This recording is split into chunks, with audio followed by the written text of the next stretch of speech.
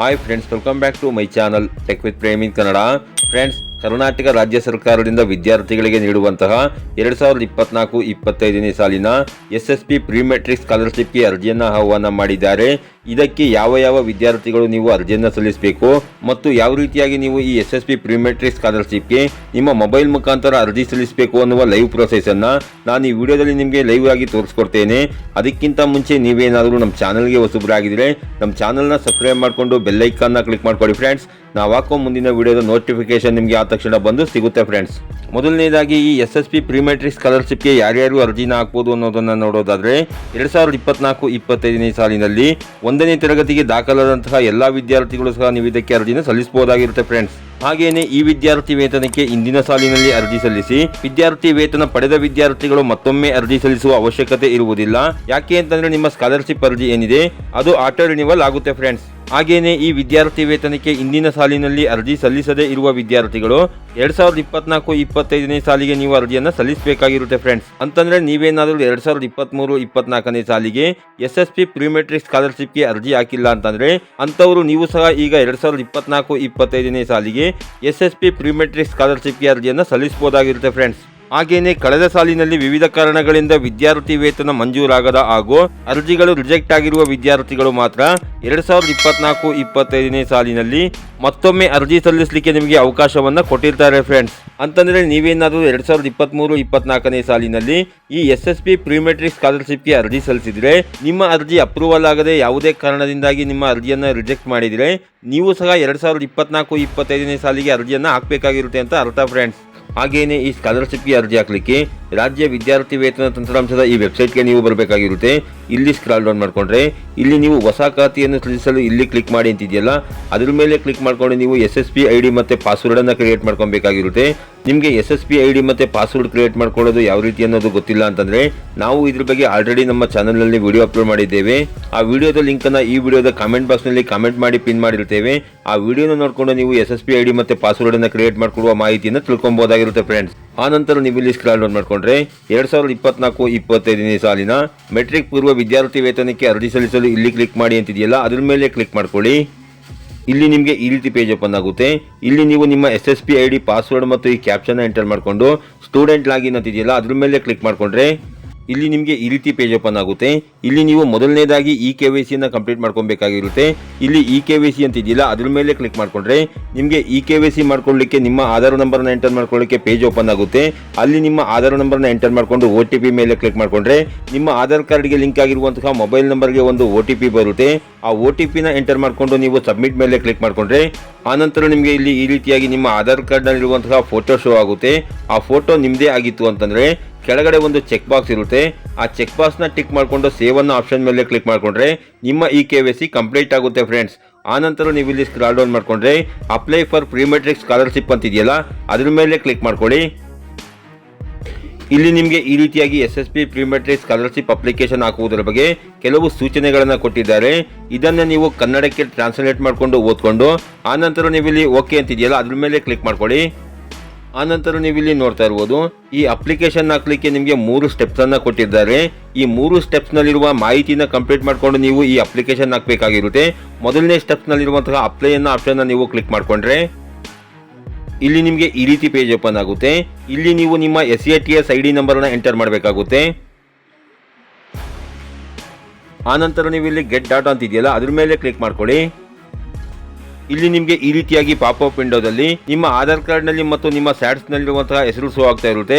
ಎರಡು ಕರೆಕ್ಟ್ ಆಗಿತ್ತು ಅಂತಂದರೆ ನೀವು ಓಕೆ ಅನ್ನೋ ಆಪ್ಷನ್ನ ಕ್ಲಿಕ್ ಮಾಡ್ಕೊಳ್ಳಿ. ಇಲ್ಲಿ ನೀವು ಸ್ಕ್ರಾಲ್ ಡೌನ್ ಮಾಡಿಕೊಂಡ್ರೆ ನಿಮ್ಮ ಸ್ಯಾಟ್ಸ್ನಲ್ಲಿರುವಂತಹ ಫುಲ್ ಡೀಟೇಲ್ ಇಲ್ಲಿ ನಿಮಗೆ ಶೋ ಆಗ್ತಾ ಇರುತ್ತೆ. ಇದರಲ್ಲಿರುವ ಮಾಹಿತಿ ಎಲ್ಲ ಕರೆಕ್ಟ್ ಆಗಿತ್ತು ಅಂತಂದರೆ ಎಸ್ ಅನ್ನೋ ಆಪ್ಷನ್ನ ನೀವು ಕ್ಲಿಕ್ ಮಾಡ್ಕೊಳ್ಳಿ. ಆನಂತರ ನೀವು ಇಲ್ಲಿ ಸೇವ್ ಆ್ಯಂಡ್ ಪ್ರೊಸೀಡ್ ಅಂತಿದೆಯಲ್ಲ, ಅದ್ರ ಮೇಲೆ ಕ್ಲಿಕ್ ಮಾಡ್ಕೊಳ್ಳಿ. ಇಲ್ಲಿ ನಿಮಗೆ ಈ ರೀತಿಯಾಗಿ ಪಾಪ್ಅಪ್ ವಿಂಡೋದಲ್ಲಿ ಡಾಟಾ ಸೇವ್ಡ್ ಸಕ್ಸಸ್ಫುಲಿ ಅಂತ ಬರುತ್ತೆ. ಇದಕ್ಕೆ ಓಕೆನ ಕ್ಲಿಕ್ ಮಾಡ್ಕೊಳ್ಳಿ.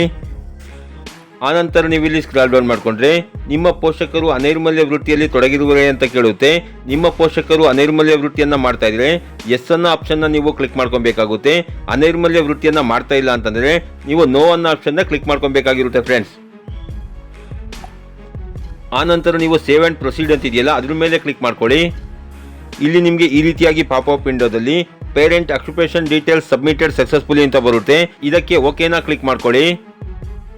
ಆನಂತರ ನೀವು ಇಲ್ಲಿ ಸ್ಕ್ರಾಲ್ ಡೌನ್ ಮಾಡಿಕೊಂಡ್ರೆ ನಿಮ್ಮ ಹತ್ರ ಜಾತಿ ಮತ್ತು ಆದಾಯ ದೃಢೀಕರಣ ಪತ್ರ ಇದೆಯಾ ಅಂತ ಕೇಳುತ್ತೆ. ನಿಮ್ಮ ಹತ್ರ ಜಾತಿ ಮತ್ತು ಆದಾಯ ದೃಢೀಕರಣ ಪತ್ರ ಇದ್ರೆ ಎಸ್ ಅನ್ನ ಕ್ಲಿಕ್ ಮಾಡ್ಕೊಳ್ಳಿ. ಇಲ್ಲಿ ನಿಮ್ಮ ಧರ್ಮವನ್ನು ಸೆಲೆಕ್ಟ್ ಮಾಡಿಕೊಂಡು ಇಲ್ಲಿ ನಿಮ್ಮ ಜಾತಿ ಪ್ರಮಾಣ ಪತ್ರದ RD ನಂಬರನ್ನು ಎಂಟರ್ ಮಾಡ್ಕೊಳ್ಳಿ. ಆನಂತರ ನೀವು ಇಲ್ಲಿ ನಿಮ್ಮ ಆದಾಯ ದೃಢೀಕರಣ ಪತ್ರದ RD ನಂಬರನ್ನು ಎಂಟರ್ ಮಾಡ್ಕೊಳ್ಳಿ. ಆನಂತರ ನೀವು ಇಲ್ಲಿ ಚೆಕ್ ಅಂತ ಇದೆಯಲ್ಲ ಅದ್ರ ಮೇಲೆ ಕ್ಲಿಕ್ ಮಾಡ್ಕೊಳ್ಳಿ. ಆನಂತರ ನಿಮಗೆ ಇಲ್ಲಿ ಈ ರೀತಿಯಾಗಿ ನಿಮ್ಮ ಜಾತಿ ಮತ್ತು ಆದಾಯ ದೃಢೀಕರಣ ಪತ್ರದ ಡೀಟೇಲು ಶೋ ಆಗ್ತಾ ಇರುತ್ತೆ. ಎಲ್ಲ ಕರೆಕ್ಟ್ ಆಗಿತ್ತು ಅಂತಂದ್ರೆ ಎಸ್ ಅದ್ರ ಮೇಲೆ ಕ್ಲಿಕ್ ಮಾಡ್ಕೊಳ್ಳಿ. ಇಲ್ಲಿ ನಿಮಗೆ ಈ ರೀತಿಯಾಗಿ ಪಾಪಪ್ ವಿಂಡೋದಲ್ಲಿ ನಿಮ್ಮ ಆಧಾರ್ ಕಾರ್ಡ್ ನಲ್ಲಿರುವ ಹೆಸರು ಮತ್ತು ನಿಮ್ಮ ಜಾತಿ ಮತ್ತು ಆದಾಯ ದೃಢೀಕರಣ ಕರೆಕ್ಟ್ ಆಗಿತ್ತು ಅಂತಂದ್ರೆ ಎಸ್ ಅನ್ನ ಆಪ್ಷನ್ ನೀವು ಕ್ಲಿಕ್ ಮಾಡ್ಕೊಳ್ಳಿ. ಆನಂತರ ನೀವು ಇಲ್ಲಿ ಸೇವ್ ಅಂಡ್ ಪ್ರೊಸೀಡ್ ಅಂತ ಇದೆಯಲ್ಲ ಅದ್ರ ಮೇಲೆ ಕ್ಲಿಕ್ ಮಾಡ್ಕೊಳ್ಳಿ. ನಿಮಗೆ ಈ ರೀತಿಯಾಗಿ cash and income details saved successfully ಅಂತ ಬರುತ್ತೆ. ಇದಕ್ಕೆ ಕ್ಲಿಕ್ ಮಾಡ್ಕೊಂಡ್ರೆ ನೀವು ವಿಕಲಚೇತನರೇ ಅಂತ ಕೇಳುತ್ತೆ. ನೀವು ವಿಕಲಚೇತನರಾಗಿದ್ರೆ ಎಸ್ ಅನ್ನ ಆಪ್ಷನ್ ಕ್ಲಿಕ್ ಮಾಡ್ಕೊಂಡು UDID ಕಾರ್ಡ್ ನಂಬರ್ನ ಎಂಟರ್ ಮಾಡಬೇಕಾಗುತ್ತೆ. ನೀವು ವಿಕಲಚೇತನರಾಗಿಲ್ಲ ಅಂತಂದ್ರೆ ನೋ ಅನ್ನೋ ಆಪ್ಷನ್ ಕ್ಲಿಕ್ ಮಾಡ್ಕೊಂಡು ಎಲ್ಲಾ ವಿವರಗಳು ಸರಿಯಾಗಿದೆ ಅನ್ನೋದಕ್ಕೆ ನೀವು ಎಸ್ ಅನ್ನೋ ಆಪ್ಷನ್ ಕ್ಲಿಕ್ ಮಾಡ್ಕೊಬೇಕಾಗುತ್ತೆ ಫ್ರೆಂಡ್ಸ್. ಆನಂತರ ಸೇವ್ ಅಂಡ್ ಪ್ರೊಸೀಡ್ ಅಂತ ಇದೆಯಲ್ಲ ಅದ್ರ ಮೇಲೆ ಪಾಪಪ್ ವಿಂಡೋದಲ್ಲಿ ಡಿಸೇಬಿಲಿಟಿ ಡೀಟೇಲ್ಸ್ ಸೇವ್ಡ್ ಸಕ್ಸಸ್ಫುಲಿ ಅಂತ ಬರುತ್ತೆ. ಇದಕ್ಕೆ ನೀವು ಓಕೆನಾ ಕ್ಲಿಕ್ ಮಾಡ್ಕೊಳ್ಳಿ. ಆನಂತರ ನೀವು ಇಲ್ಲಿ ಸ್ಕ್ರಾಲ್ ಡೌನ್ ಮಾಡ್ಕೊಂಡ್ರೆ ಇಲ್ಲಿ ನಿಮ್ಮ ಅಡ್ರೆಸ್ ಅನ್ನ ನೀವು ಫಿಲ್ ಮಾಡ್ಕೊಬೇಕಾಗಿರುತ್ತೆ. ನೀವು ನಿವಾಸವಿರುವ ಜಿಲ್ಲೆ ಅಂತ ಇದೆಯಲ್ಲ ಅದ್ರ ಮೇಲೆ ನಿಮ್ಮ ನಿವಾಸವಿರುವ ತಾಲೂಕು ಅದ್ರ ಮೇಲೆ ಕ್ಲಿಕ್ ಮಾಡ್ಕೊಂಡು ನಿಮ್ಮ ತಾಲೂಕನ್ನ ಸೆಲೆಕ್ಟ್ ಮಾಡ್ಕೊಳ್ಳಿ.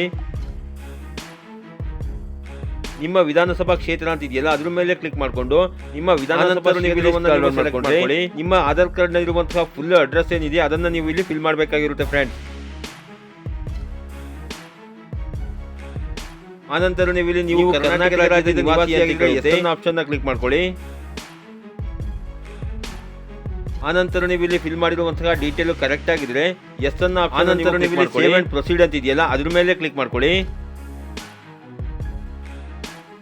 ಇಲ್ಲಿ ನಿಮಗೆ ಈ ರೀತಿಯಾಗಿ ಪಾಪಪ್ ವಿಂಡೋದಲ್ಲಿ ಡಾಟಾ ಸೇವ್ಡ್ ಸಕ್ಸಸ್ಫುಲಿ ಅಂತ ಬರುತ್ತೆ. ಇದಕ್ಕೆ ನೀವು ಓಕೆನಾ ಕ್ಲಿಕ್ ಮಾಡ್ಕೊಳ್ಳಿ. ಇಲ್ಲಿ ಬ್ಯಾಕ್ ಆಪ್ಷನ್ ಇದೆಯಲ್ಲ ಅದ್ರ ಮೇಲೆ ಕ್ಲಿಕ್ ಮಾಡ್ಕೊಳ್ಳಿ.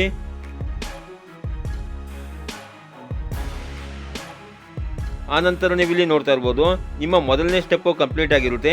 ಎರಡನೇ ಸ್ಟೆಪ್ ನಲ್ಲಿ ನೀವು ಹಾಸ್ಟೆಲ್ ಡೀಟೇಲ್ ನ ಫಿಲ್ ಮಾಡಬೇಕಾಗಿರುತ್ತೆ. ಅಪ್ಲೈ ಅಂತ ಇದೆಯಲ್ಲ ಅದ್ರ ಮೇಲೆ ಕ್ಲಿಕ್ ಮಾಡ್ಕೊಂಡ್ರೆ ಓಪನ್ ಆಗುತ್ತೆ. ಇಲ್ಲಿ ನೀವು ಹಾಸ್ಟೆಲ್ ವಿದ್ಯಾರ್ಥಿ ಆಗಿದ್ರೆ ನೋ ಅಂತ ಕ್ಲಿಕ್ ಮಾಡ್ಕೊಳ್ಳಿ.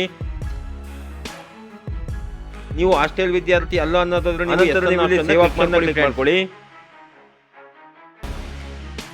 ನಿಮಗೆ ಈ ರೀತಿಯಾಗಿ ಪಾಪಪ್ ವಿಂಡೋದಲ್ಲಿ ಡೀಟೇಲ್ಸ್ ಸೇವ್ಡ್ ಸಕ್ಸಸ್ಫುಲಿ ಅಂತ ಬರುತ್ತೆ. ಆನಂತರ ನೀವು ಕ್ಲಿಕ್ ಮಾಡ್ಕೊಳ್ಳಿ. ಇಲ್ಲಿ ನೆಕ್ಸ್ಟ್ ಅನ್ನೋ ಆಪ್ಷನ್ ಇದೆಯಲ್ಲ ಅದ್ರ ಮೇಲೆ ಕ್ಲಿಕ್ ಮಾಡ್ಕೊಳ್ಳಿ. ಇಲ್ಲಿ ನಿಮಗೆ ಈ ರೀತಿ ಪೇಜ್ ಓಪನ್ ಆಗುತ್ತೆ. ಇಲ್ಲಿ ನೀವು ಎರಡು ಸ್ಟೆಪ್ ನಲ್ಲಿ ಏನೇನು ಡೀಟೇಲ್ ಗಳನ್ನ ಫಿಲ್ ಮಾಡಿದ್ದೀರಿ ಎಲ್ಲ ಕರೆಕ್ಟ್ ಆಗಿ ನಿಮಗೆ ಇಲ್ಲಿ ಶೋ ಆಗ್ತಾ ಇರುತ್ತೆ. ಚೆಕ್ ಬಾಕ್ಸ್ ಮೇಲೆ ಟಿಕ್ ಮಾಡ್ಕೊಂಡು ಸಬ್ಮಿಟ್ ಅನ್ನೋ ಆಪ್ಷನ್ ಮೇಲೆ ನೀವು ಕ್ಲಿಕ್ ಮಾಡ್ಕೊಬೇಕಾಗಿರುತ್ತೆ ಫ್ರೆಂಡ್ಸ್. ಆನಂತರ ನಿಮ್ಮ ಅಪ್ಲಿಕೇಶನ್ ಸಬ್ಮಿಟ್ ಆಗುತ್ತೆ. ಆನಂತರ ನೀವು ಸ್ಕ್ರಾಲ್ ಅಪ್ ಮಾಡಿಕೊಂಡು ಇಲ್ಲಿ ಪ್ರಿಂಟ್ ಅಕ್ನಾಲಜ್ಮೆಂಟ್ ಅಂತ ಇದೆಯಲ್ಲ ಅದ್ರ ಮೇಲೆ ಕ್ಲಿಕ್ ಮಾಡಿ ಸ್ಕಾಲರ್ಶಿಪ್ ಅಕ್ನಾಲಜ್ಮೆಂಟ್ ಏನಿದೆ ಅದು ನಿಮಗೆ ಈ ರೀತಿಯಾಗಿ ಸಿಗುತ್ತೆ. ಇದನ್ನ ನೀವು ಪ್ರಿಂಟ್ ಆದ್ರೂ ತಗೊಬಹುದಾಗಿರುತ್ತೆ ಅಥವಾ ನೀವು PDF ಆಗಿ ಡೌನ್ಲೋಡ್ ಮಾಡ್ಕೊಬಹುದಾಗಿರುತ್ತೆ. ಇದನ್ನ ನೀವು PDF ಆಗಿ ಡೌನ್ಲೋಡ್ ಮಾಡಿಕೊಂಡು ನಿಮ್ಮ ಡಾಕ್ಯುಮೆಂಟ್ಗಳನ್ನ ಏನಿದೆ ಅಂತಂದ್ರೆ ನಿಮ್ಮ ಆಧಾರ್ ಕಾರ್ಡು, ಜಾತಿ ಸರ್ಟಿಫಿಕೇಟ್ ಮತ್ತು ಈ ಅಕ್ನಾಲಜ್ಮೆಂಟ್ ಸ್ಲಿಪ್ ಏನಿದೆ ಅದನ್ನ ನೀವು ನಿಮ್ಮ ಸಾಲಿಗೆ ತಲುಪಿಸಬೇಕಾಗಿರುತ್ತೆ. ಸ್ಕಾಲರ್ಶಿಪ್ಗೆ ಅರ್ಜಿನ ಹಾಕಬೇಕು ಅಂತಿದ್ದೀರಿ ಅಂತವರು ನೀವು ಈ ರೀತಿಯಾಗಿ ನಿಮ್ಮ SSP ಪ್ರಿಮೆಟ್ರಿ ಸ್ಕಾಲರ್ಶಿಪ್ ಅರ್ಜಿಯನ್ನು ಹಾಕೊಳ್ಳಿ ಫ್ರೆಂಡ್ಸ್. ಈ ರೀತಿಯ ಒಂದು ಸಣ್ಣ ಮಾಹಿತಿ ಇತ್ತು. ಈ ಮಾಹಿತಿನ ನಾನು ನಿಮಗೆ ತಿಳಿಸ್ಕೊಟ್ಟಿದ್ದೀನಿ. ಈ ಮಾಹಿತಿ ನಿಮಗೆ ಉಪಯುಕ್ತ ಅನಿಸಿದ್ರೆ ನಮ್ಮ ಚಾನಲ್ಗೆ ಹೊಸಬರಾಗಿ ಚಾನಲ್ನ ಸಬ್ಸ್ಕ್ರೈಬ್ ಮಾಡಿಕೊಂಡು ಬೆಲ್ ಐಕಾನ್ನ ಕ್ಲಿಕ್ ಮಾಡ್ಕೊಳ್ಳಿ ಫ್ರೆಂಡ್ಸ್. ನಾವು ಹಾಕೋ ಮುಂದಿನ ವಿಡಿಯೋದ ನೋಟಿಫಿಕೇಶನ್ ನಿಮಗೆ ಆದ ತಕ್ಷಣ ಬಂದು ಸಿಗುತ್ತೆ ಫ್ರೆಂಡ್ಸ್.